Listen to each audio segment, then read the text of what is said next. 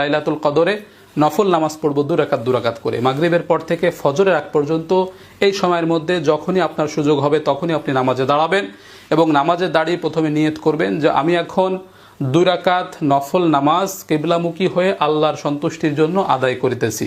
এতটুকু কথা অন্তরে সংকল্প থাকলে নিয়ত হিসেবে যথেষ্ট হবে, আর কোনো অতিরিক্ত শব্দ যোগ করতে হবে না।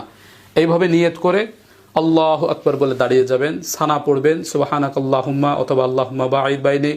সানা পড়ার পরে আউযু বিল্লাহ বিসমিল্লাহ পড়ে আলহামদুলিল্লাহি রাব্বিল আলামিন সূরা ফাতিহা শেষ করার পরে বিসমিল্লাহ পড়বেন। বিসমিল্লাহ পড়ে যে কোনো একটা সূরা পড়বেন। এখানে নির্দিষ্ট কোনো সূরা নেই যে এই সূরা পড়তে হবে, যে কোনো সূরা আপনি পারেন পড়বেন।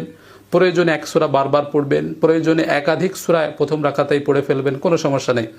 এভাবে সূরা পড়ার পরে আল্লাহু আকবার বলে রুকুতে চলে যাব, সামি আল্লাহু লিমান হামিদা বলে রুকু থেকে উঠব, স্বাভাবিক নিয়মে আবার সেজদা করব, আল্লাহু আকবার বলে 2 সেজদা করব, আল্লাহু আকবার বলে দাঁড়িয়ে গিয়ে দ্বিতীয় রাকাত শুরু করব।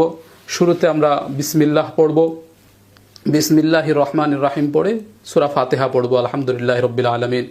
সূরা ফাতিহা শেষ করার পরে আবার বিসমিল্লাহ পড়ে যে কোনো একটা সূরা পড়ব, একাধিক সূরাও পড়তে পারি বা এক সূরা বারবারও পড়তে পারি। এভাবে সূরা পড়ে আবার আমরা আল্লাহু আকবার বলে রুকুতে চলে যাব, এরপরে সেজদা করব, 2 সেজদা করে বৈঠকে বসে যাব, তাশাহুদ পড়ব আত্তাহিয়াতু লিল্লাহি, এরপরে দুরূদ শরীফ পড়ব, এরপরে দোয়া মাসুরা পড়ব, এরপরে সালাম ফিরাবো, আসসালামু আলাইকুম রাহমাতুল্লাহ, আসসালামু আলাইকুম রাহমাতুল্লাহ।